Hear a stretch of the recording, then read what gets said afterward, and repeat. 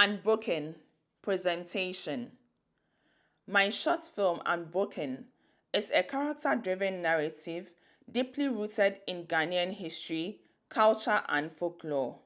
Inspired by the legacy of Yaa Asantewaa, the film examines themes of resilience, transformation, and empowerment, following a young woman's journey as she overcomes trauma to reclaim her strength. On the history of film style, David Bodwell defines style as a film's systematic and significant use of techniques of the medium. These techniques include mise-en-scène, staging, lighting, performance, and setting, cinematography, that is framing, focus, and color values, editing, and sound, all of which combine to shape the texture of a film's images and sounds. I'll apply this understanding of film style to Unbroken, ensuring that each visual and auditory choice contributes to the film's emotional and narrative depth. Story. I'll use natural dialogue to create distinct voices, interspersed with proverbs and poetic language. I'll draw inspiration from the usual suspects bulletin board by reconstructing and recontextualizing previously presented scenes to generate a grand reveal. Production design.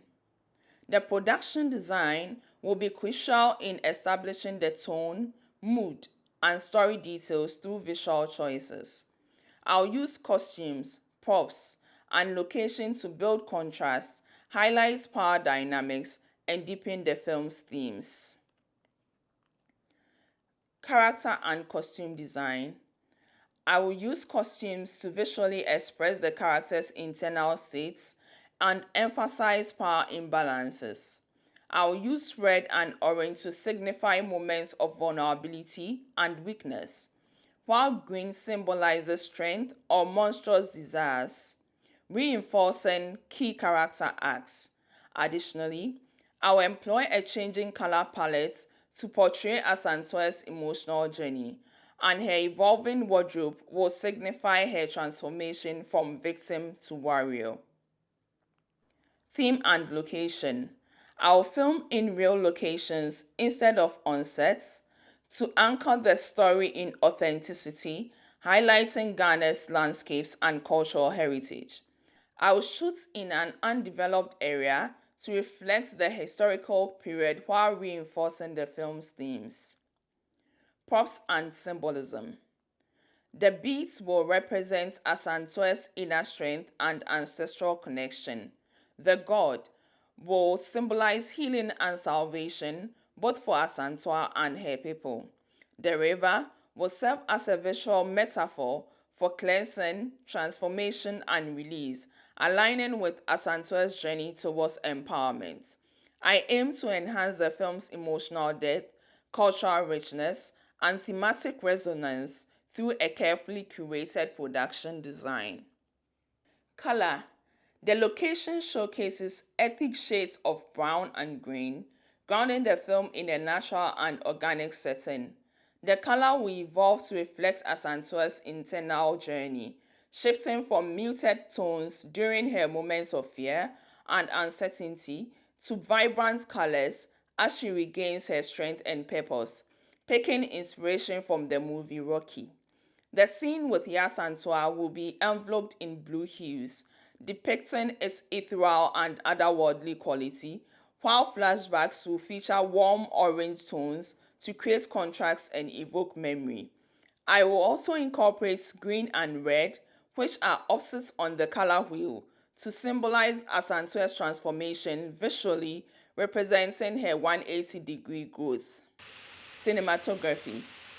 I'll embrace the naturalistic aesthetic by combining handheld, static, and tracking shots to create an immersive and dynamic experience. Handheld shots will increase tension and urgency, particularly during Asantewa's most vulnerable moments, while static shots will offer a sense of reflection and emotional depth. Tracking shots will deepen immersion, pulling the audience into Asantewa's journey. I'll depend on natural lighting to enhance realism and authenticity, making the location feel lived in and organic. Warm golden tones will be applied during moments of hope and empowerment, while cooler shadowed lighting will highlight distress and uncertainty. For my lens choices, I will use wide lenses to create a stronger sense of presence, allowing the audience to feel as if they are part of the scene. I also use telephoto lenses to compress distances and showcase the character's emotions. Framing will be thoughtfully considered to balance emotional intimacy with environmental storytelling. Close-ups and medium shots will convey the depth of Asantewa's emotions, while wide shots will showcase the vastness of the landscapes and the world she inhabits. This approach will provide visual and emotional support for the narrative, anchoring the film in both natural beauty and the protagonist's evolving internal states. Editing. Using Walter Murch's rule of 6 as foundation for editing, I'll create tension by lingering on reactions and extending key moments to enhance emotional impact. Every cut will serve as a clear narrative purpose, ensuring the transitions feel intentional and advance the story meaningfully.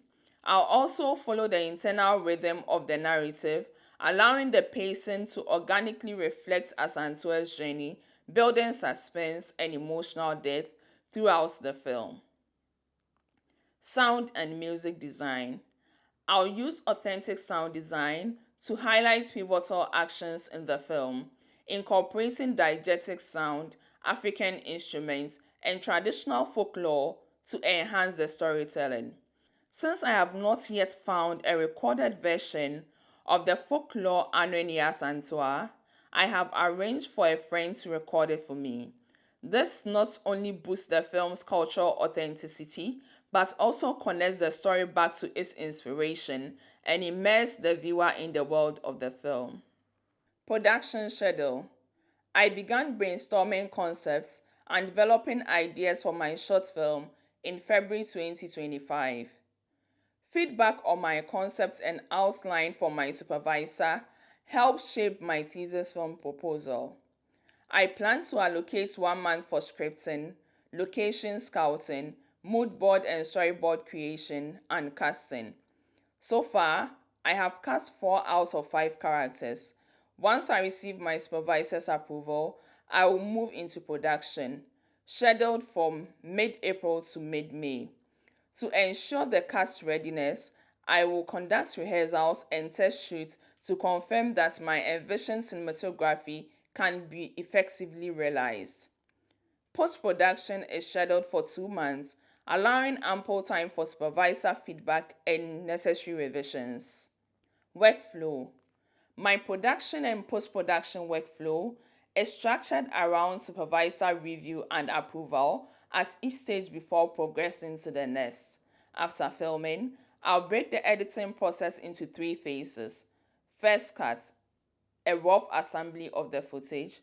Fine cut, a refined version with improved pacing and narrative flow.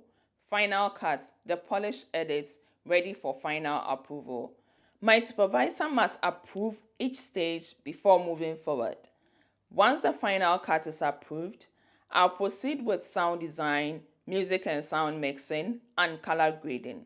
However, feedback loops may require me to revisit previous steps, such as capturing pickup shots or re-recording voiceovers for clarity or emotional impact. This structured approach ensures a smooth transition from concept to screen, allowing room for refinement while maintaining creative and technical precision.